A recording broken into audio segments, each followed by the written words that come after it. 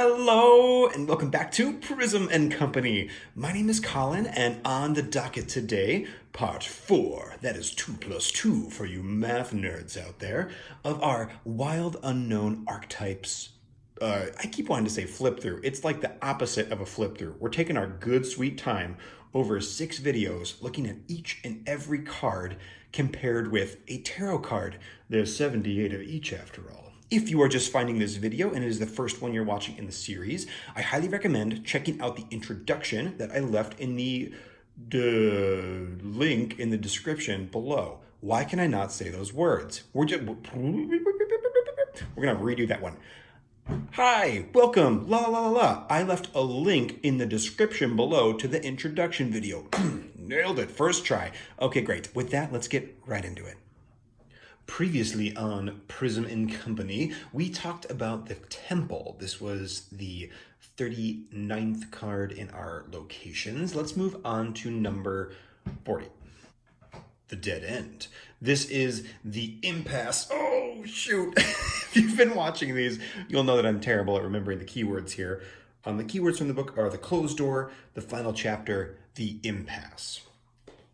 Now, fun fact on Roman numerals, if you're not super Roman numeral savvy, the L here stands for 50, and this 10, the X for 10, works the same way that the 1 does in 9. So if we look at this is 30 because there are 3 10s, and then 9 because it is 1 less than 10. So this is 10 less than 50, so it's 40. You probably could have intuited that out, but it's always interesting to kind of see the Roman numeral bit play out because they get complicated in this deck because it goes up to friggin' 78. Anyway, though, we're here to talk about the Dead End, not Roman numerals. You wouldn't know that from this introduction.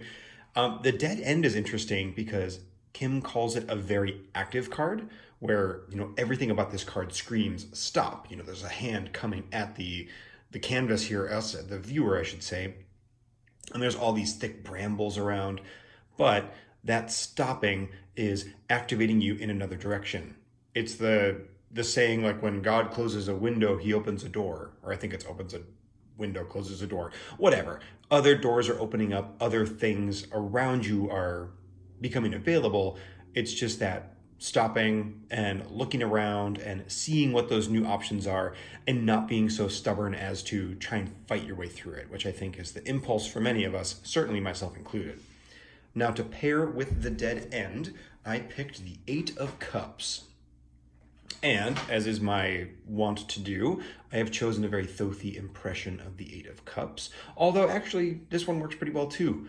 But the idea of, like, stagnation or stopping. So this is a very emotionally plugged up card.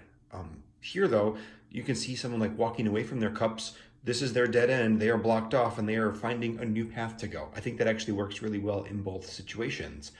Pretty darn neat. Let's take a look at 41, shall we? The village, the hometown, the family, the tribe. And what a lovely image it is. Not the best job on the kind of implementation of the collage here. But there are some really neat things like the foliage or the wheat, whatever it might be, is sort of weighing down as if this image was placed onto it. And just this beautiful, lovely sky in the background. This pocket of white almost makes me think that that's the sun peeking over the mountain, and we have all these clouds refracting the light through the atmosphere. Anyway, I think the village is a really clever inclusion in the locations for the archetype deck in general. Kim describes the village, as she does many of these cards, in 2 different lights. One is that the village is nostalgia. It is your, safe space. It is intergenerational knowledge. Imagine growing up in a small village. It is home base. It is this place where you feel comfortable and there is knowledge to be passed down. On the other hand, it can also feel very trapping. This idea, like, there's a circle here in the center that this person is reaching for, and there's almost arrows implying that it's moving and moving. That can be the generations sharing knowledge with each other, or that can be the inability to escape the village or the city or wherever home is to you. So it's this push and pull of, are you going to, stay where it's comfortable? Or are you going to adventure out? But there's always this real draw. And I like how almost spooky the image looks. Like, these are very warm, comforting colors, but it also looks very like barren and dark. This mountain looks ominous and oppressive. It's very interesting. I think it's a cool take. Let's take a peek at the card I chose here. I chose the Four of Cups. And this card is very much about that kind of like feeling stuck and potentially like an offer out, but you're kind of cool with what you have too, at least on some sort of surface level. I think that relates very much to not wanting to leave home or your hometown. It's cushy, it's comfortable. Ask any boy in their like 20s and they'll probably want to stick around home where it's safe, at least for the financial implications of that, maybe not so much the restrictive implications of that. Anyway, I digress. Let's take a look at 42.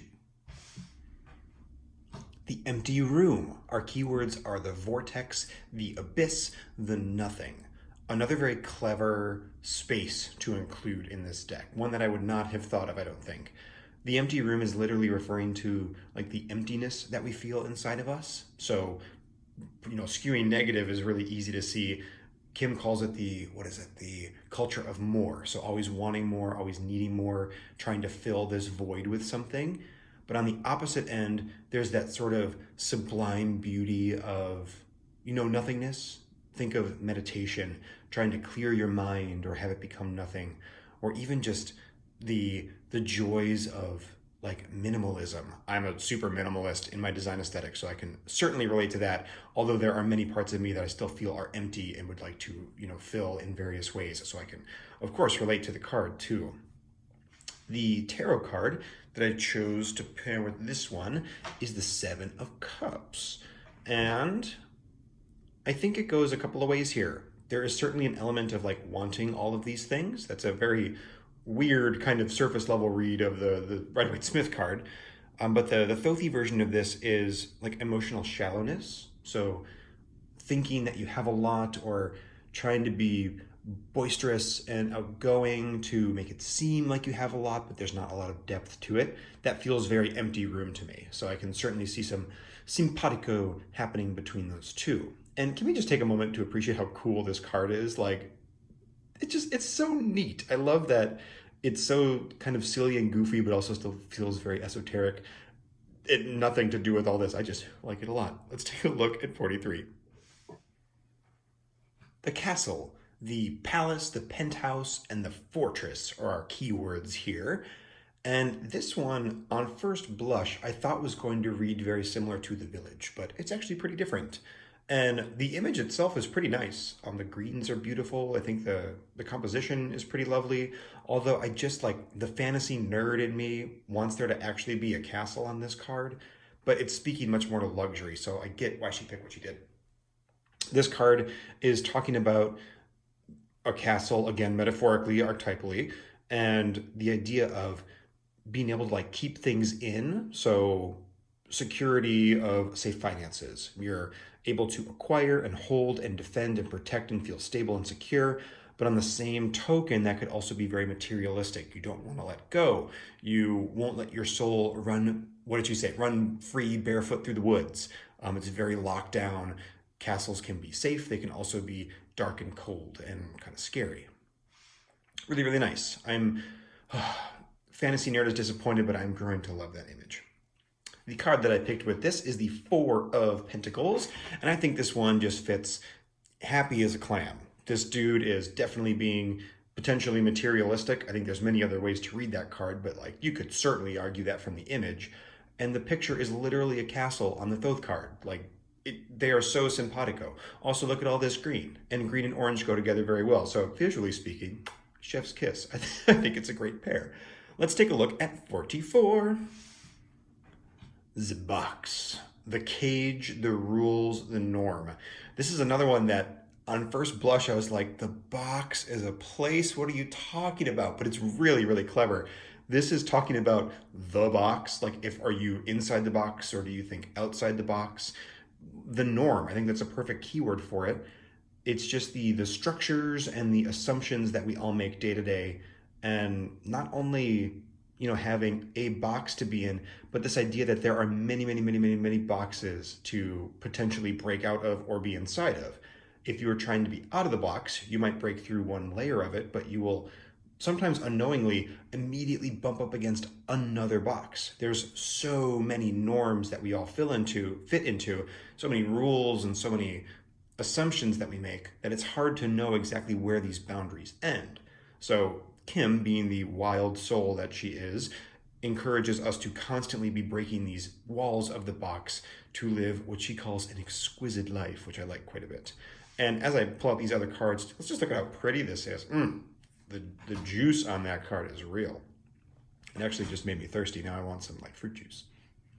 I chose the Seven of Pentacles for this card, and for a couple different reasons. This card is very much a lot of effort with little gains for the Thoth, which is so funny because it feels like a lot of people read it very opposite in the weight, but I digress. So the idea of, you'll have to work super duper hard to break out of all these boxes. You will put forth effort, but there will always be another box, always be another box. Or even just reading this card visually, it's like a dude who's like going to his day job. He's not super excited. He's like, yeah, all right, fine, I'll take a break and whatever. But he's just grinding away. He is inside of his little box, and that is not necessarily bad. I like the idea that the box doesn't have to be a bad thing. It is overwhelming and looming, but boxes can also be very safe, and kids play in them and have cool rocket ship adventures. So that's a thing too. Let's take a look at 45. The threshold, the door, the gate, the initiation are our keywords here. And another just really lovely image, this intense, fiery, molten crescent at the bottom of our card. And this person, you can just like feel their weight as it tries to push down and builds this pressure even further. It's a very tense image, and I like that a lot.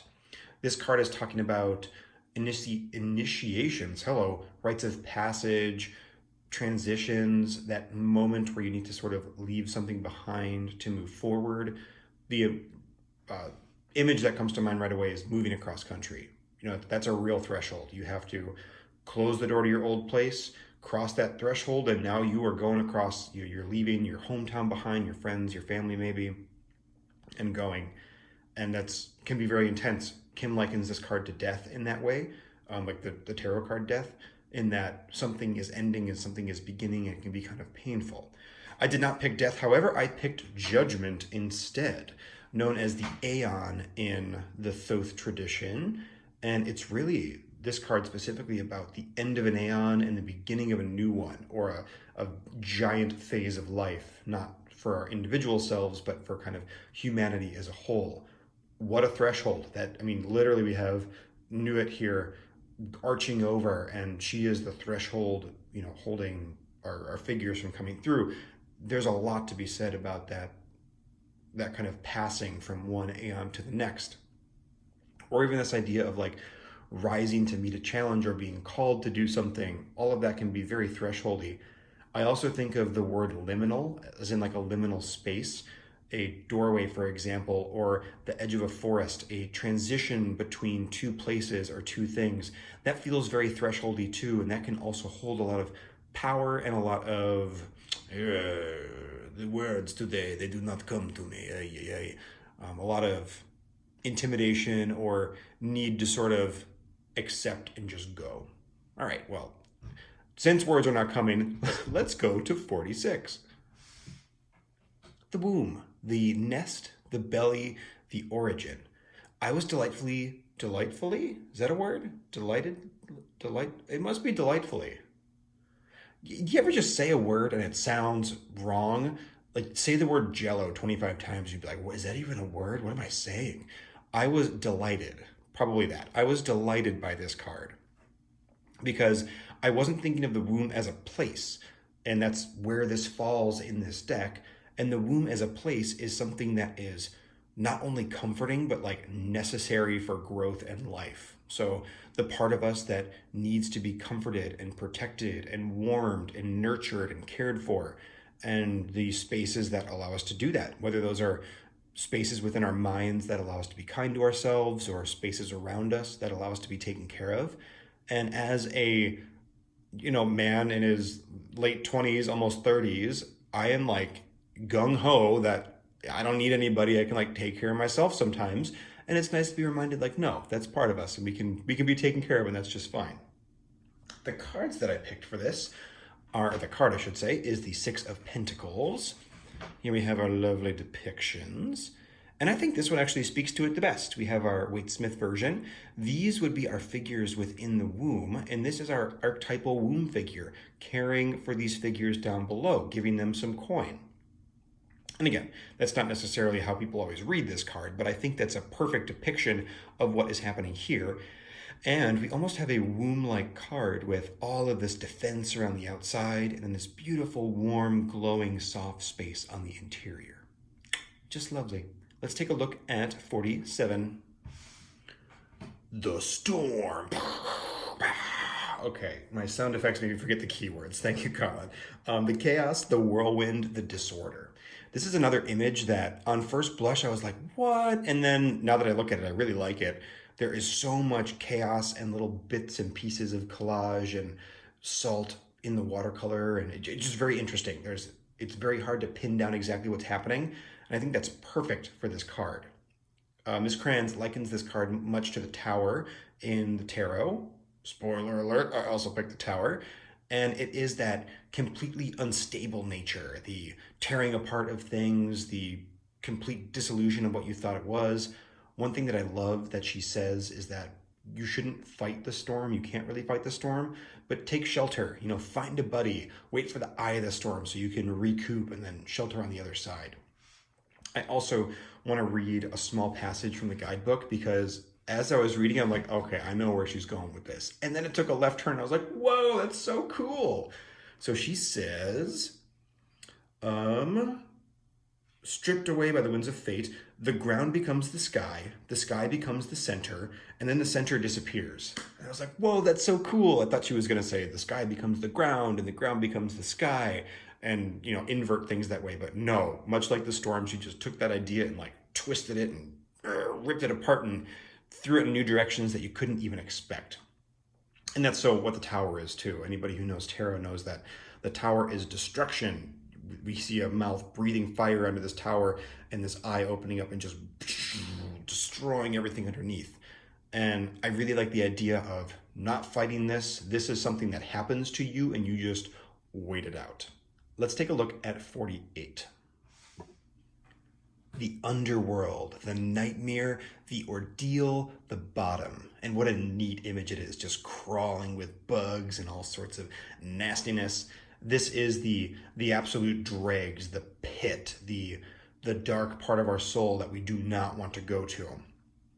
It is the aspects of us that dream and have nightmares. It is war and illness and sickness, things that we want to ignore at all costs. But if we don't acknowledge them, we'll be dragged to the surface eventually with even more power, even more force.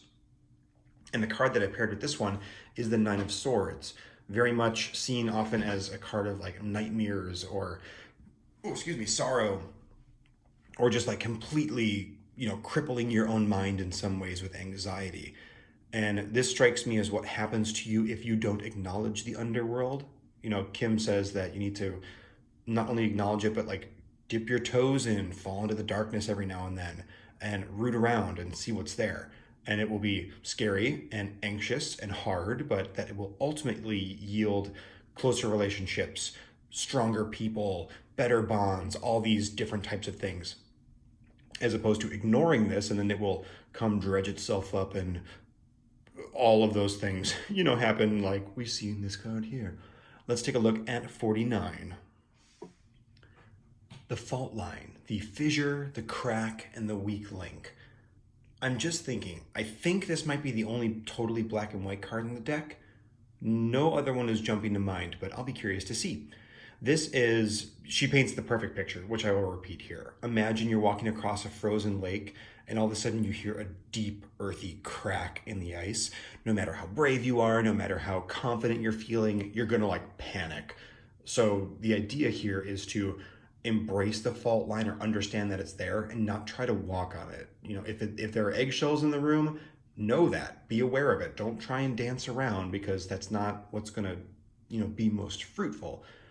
And you can interpret that however you will or embrace it however you will, but that's the idea here is those situations that are tense, those moments that are on edge, Very thresholdy again, but definitely with an eye towards tension. I'm curious what she calls the positive aspects, because she always lists a positive and a negative for each of the archetypes here. When light, redefining, reality, breaking open. Okay, so the actual cracking of the fault line, it sounds like. The cracking of the egg, if you will, to let light in or life out. The card that I chose to pair with this is the Seven of Swords. Seven of Swords. As usual, a Thothi interpretation here. The idea of futility. So, the ice example before, like, you are one sword up against many. You have to not think that you are better than the fault line or not try to tempt fate. You have to kind of bow down to a power that is greater than you or a situation that is more intense than you and understand your limits to get there. We also see someone tiptoeing here, so they might be tiptoeing over the fault line, who knows? But they're carrying a bunch of heavy stuff, so they're falling in for sure. With that, let's take a look at 50. The Bardo, the liminal, the in-between, the transition. And in my opinion, one of the prettiest cards in the deck. Look at how cool it is. It's spooky. It looks like an eye and also a pit going all the way down. It's so cool. I think this is a very, very successful image and a beautiful example of collage done ever so right. Love it, love it, love it. Now the Bardo actually shares, I'm going to grab my cards here, a lot of space with the threshold to me, at least a lot of conceptual space. I raised the word liminal specifically with the threshold because it's this place between, and that's what the Bardo is too. Although Kim puts more of an underworld spin on it, so the Bardo is apparently a place between life and death, feels kind of very purgatory-esque. And the way that she describes this is very mystical. The idea of, being in contact with ancestors or people who can give you information. I kind of like this idea of the threshold being the very kind of like earthly pragmatic view of this liminal space, and the Bardo being the much more ephemeral, magical version of this space. Definitely overlapping in concept, but super interesting nonetheless. And I wouldn't want to lose this card because look at how pretty it is. You did such a good job. I paired the Hanged Man with this because if there's any card in a tarot deck that's going to be liminal, for me, it's going to be the Hanged Man. This idea of suspension, of being between two places or not being able to move, this kind of stuck feeling almost. And even on the Thoth, we can see there's a definite transition happening, or a suspension, I should say, of this light on top and this grid down below. We see a similar thing happening with the light around this dude's head. It feels very spiritual and also very liminal on the same token. Super lovely. Also, the color palettes on these two cards could not match up better. I've been pointing out every now and then some Thoth to archetype, just color correspondences that happen to arise. And they're lovely. And let's just all sort of enjoy this one last time together. Oh, lovely, lovely, lovely. 51. The flame, the fire, the spark, the glimmer. This is the first in the series of tools. So we have left the places. I'm actually going to look this up. I should have looked it up 2 videos ago. What in the world are these things called? The places. Okay, I got it right. So we're moving from the places and moving to the tools. So this is like an archetypal object that you can use. And the flame, she says, resides at the core of us. It is the thing that ignites us and fuels us, almost like the pilot light for our soul in many ways. And it is small sometimes and hidden away in dark places, but it's something that needs to be protected from the winds and the storms at any cost. And sometimes if it goes out, we just simply need to reignite it. The card that I paired with the flame is none other than the Ace of Wands. What a better card to symbolize the small fire, the start, the spark, the thing that ignites our passion but is not our passion in and of itself. I think this is a beautiful overlap that, you could literally name this the Ace of Wands, and I think the idea could be very similar. And this has actually given me a lot to think about for what the Ace of Wands means as well. I think it's awfully beautiful and awfully lovely. And one of the loveliest images in the deck too. Beautiful application of watercolor, very deep as in like there's a lot of depth to the texture of how she mixed the black in with the red, which can go real wrong real fast with watercolor. She is really quite the craftsperson with water and a paintbrush. And then the beautiful pointillism on top too. I've gassed on enough about the images. Let's take a look at 52-2. The tear, the morning, the release, the rain. And when she says morning, she means M-O-U-R, not like the daybreak, but like mourning, the loss of a loved one, perhaps. Really cool idea for an archetypal tool. The tear is vulnerability, allowing yourself to get to the place where you can be broken down, accept a more liminal experience or a more intimate experience with somebody. Thinking about, say, the Bardo or the Threshold, you would potentially need something like the tear to break you down to get to that point. I for sure would. I obviously am a big fan of cards and divination and this type of thing, but I am an extremely pragmatic, kind of sciencey minded person. So to get me to a place like the Bardo, which has this much more like magical underworldy flavor, as much as I love that from like a narrative story perspective, I can't fathom a universe where I would let myself get there in reality, except for maybe through something like this, really breaking yourself down and getting to a place where you could, I don't know, talk to a ghost or interact with an ancestor or something. I think the world's the oyster. It's really all about kind of humbling yourself and the vulnerability and potentially actually crying too. The card that I paired with this is the Five of Cups. Oh, such sadness.